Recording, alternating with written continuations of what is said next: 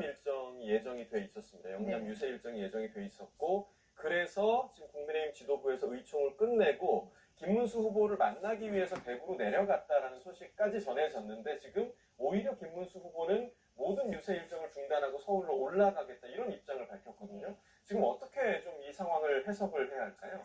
저도 지금 속보로만 접한 예. 부분이어서 제 나름대로 이제 해석을 말씀을 드리자면, 지금 영남 일정이 1박 2일로 있었습니다. 예. 그래서 단일화가 늦어도 11일까지는 돼야 된다라는 게 이제 국민의힘 입장이었고, 그거는 마찬가지로 김문수 후보 쪽에서도 시기나 구체적인 방법 등에 대해서 이제 뭔가 파열음이 있었던 것으로 알지만, 그래도 단일화의 시기가 있다, 이런 예. 부분에 대해서는 양쪽 다, 그러니까 그 김문수 후보 캠프 측이라든지 당 지도부라든지 다 동의한 것으로 알고 있습니다. 그런데 지금 1박 2일 영남 일정이 있기 때문에, 그러면 단일화를 실질적으로 협의를 할 수 있는, 그러니까 논의에 이제 테이블에 올려놓고 구체적인 시기라든지 방법이라든지 이렇게 논의할 수 있는 시간은 8일이나 9일밖에 없겠다. 그렇죠. 이런 부분이었는데, 아마도 지금 이제 의총 중에서 권영세 비대위원장이 반드시 이재명의 민주당을 이기기 위해서는 보수 진영에서의 단일화가 먼저 필요하다. 예. 그리고 그 시한은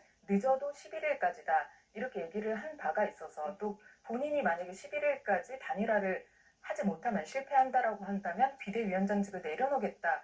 이렇게 중요한 그런 시점이기 때문에 예. 아마 김문수 후보께서 이제 본인의 마음도 토로하시면서도 예. 그런 부분을 직접적으로 논의하시기 위해서 좀 올라오시는 게 아닌가 생각합니다. 그러니까 지도부는 일단 대구로 출발했다고 전해졌잖아요. 예, 지도부가 그러니까 뭔가 좀 엇갈리는 게 아닐까 그런 생각도 좀 드는데. 그렇습니다. 지도부에서 제가 듣기로는 예. 이제 저희 비대위원장, 권영세 비대위원장과 그리고 권성동 원내대표가 이렇게 내려간 것으로 알고 예, 있고요.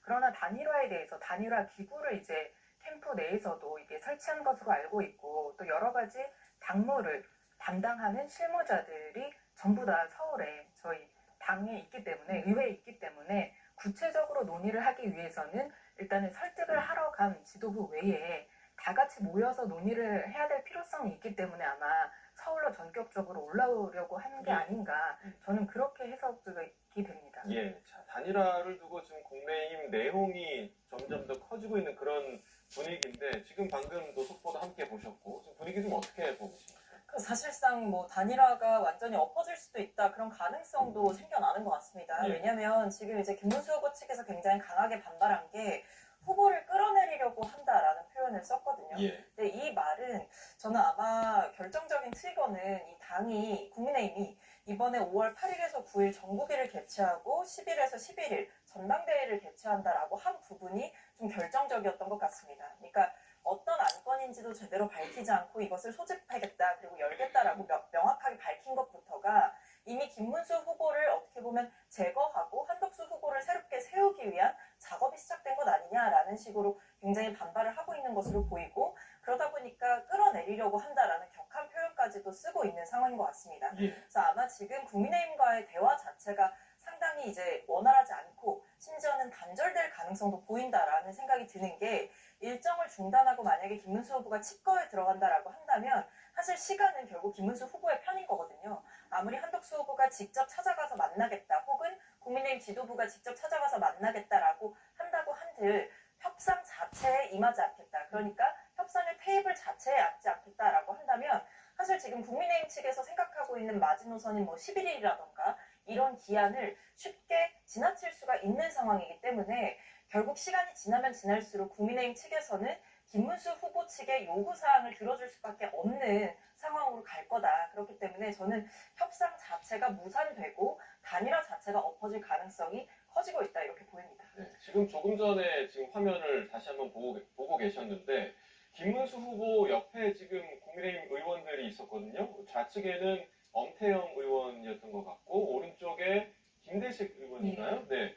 두 사람은 지금 김문수 후보 캠프에 속해 있는 의원들인가요? 제가 알기로는 김문수 후보님의 이제 캠프에 속해 있는 의원들이 아니라, 예. 일단 초선의 대표로 이제 김대식 의원님이, 그리고 재선의 대표로 이제 엄태영 의원님이 이제 김문수 후보님을 만나러 어. 직접 이제 그 현장에 가셨다라고 예. 저도 이제 보도를 보고 그렇게 알고 있습니다. 그럼 저 두 의원이 김문수 후보 양옆에 좀 서 있다는 것도 저희가 또 해석해 볼 만한 여지가 좀 있을 것 같아요. 예, 그렇기 때문에 저는 아까 전에 김문수 후보님께서 당에서 이제 나를 끌어내리려고 한다. 이럴 거면 경선을 왜 했냐. 이런 이제 심정은 토로하시면서도 본인이 처음부터 이제 경선을 뛰셨을 때 얘기를 하신 게 단일화는 즉시 해야 된다. 왜냐하면 조기 대선이기 때문에 시간이 너무 촉박한 상황에서 단일화라는 게 바로 얘기를 한다고 되는 게 아니라 뭔가 국민과 당원이 납득할 수 있는 그런 절차와 방식으로 단일화를 추진하겠다.